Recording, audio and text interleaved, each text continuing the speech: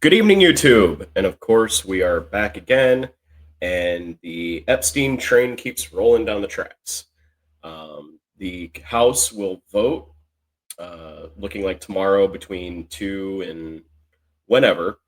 Uh, and I'm going to explain why that's not the end of this here in a little bit. But first, please hit like and subscribe. And then, second, it's another day in Trump world. We have to go over some of the weird shit that happened today, right? So I'm gonna, with of course the fact that Trump now flipping and absolutely demanding the release, saying that we should release the files. Secondly, our lead economic advisor is basically lying his ass off constantly. Hassett has the most annoying smirk.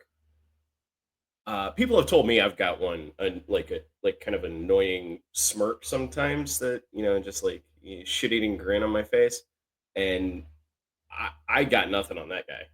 I mean, he can, knowing better, he can go out there and totally lie about prices coming down, inflation coming down because we canceled the tariffs that we put on things in order to make them expensive to begin with.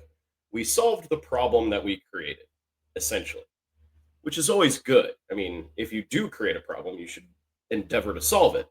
But again, you don't take credit for that shit. So that's Aaron Rupar. The water is back. I don't even know how else to explain it, but the water is fucking back. And what is his obsession with water? I mean, I get it. I mean, I think I'm a water sign. Yes, actually, I am a fire and water sign. I am steam. But it's constant about the damn water.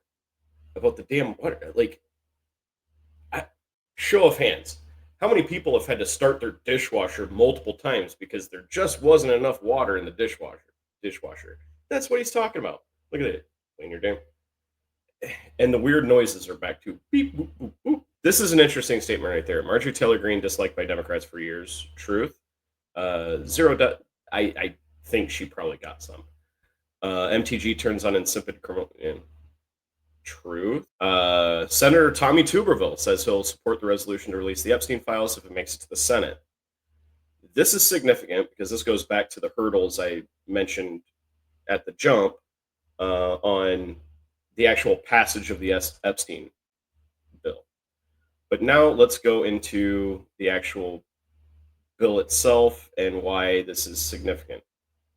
So I'm going to share this tab, and we're good. The House is expected to vote Tuesday on legislation to force the Justice Department to publicly release its files on the late financier Jeffrey Epstein, the culmination of a months-long effort that has overcome opposition from President Trump and Republican leadership. When a small bipartisan group of House lawmakers introduced a petition in July to maneuver around House Speaker Mike Johnson's control of which bills see the House floor, it appeared a long-shot effort, especially as Trump urged his supporters to dismiss the matter as a hoax. But both Trump and Johnson failed in their efforts to prevent the vote.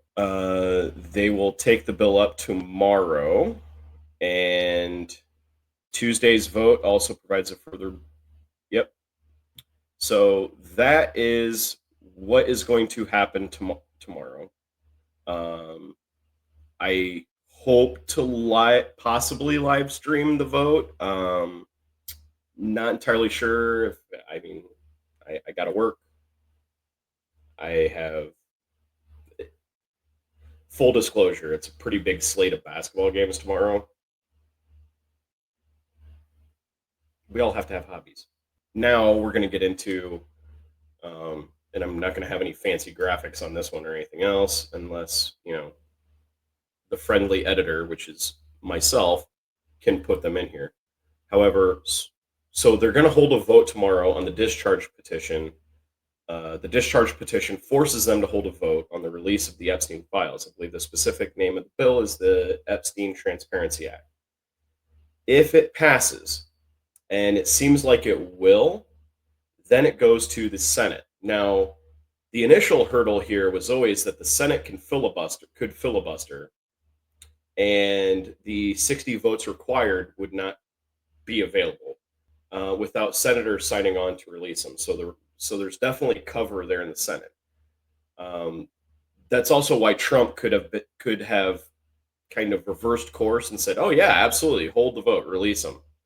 Um, the second hurdle is probably the reason he's most comfortable is the idea that the attorney general has already announced that they're going to investigate um, people in those files, which is a significant backtrack because if you remember way back in the spring, they said there was nothing in the files that were really interesting enough or incriminating enough to prosecute anybody.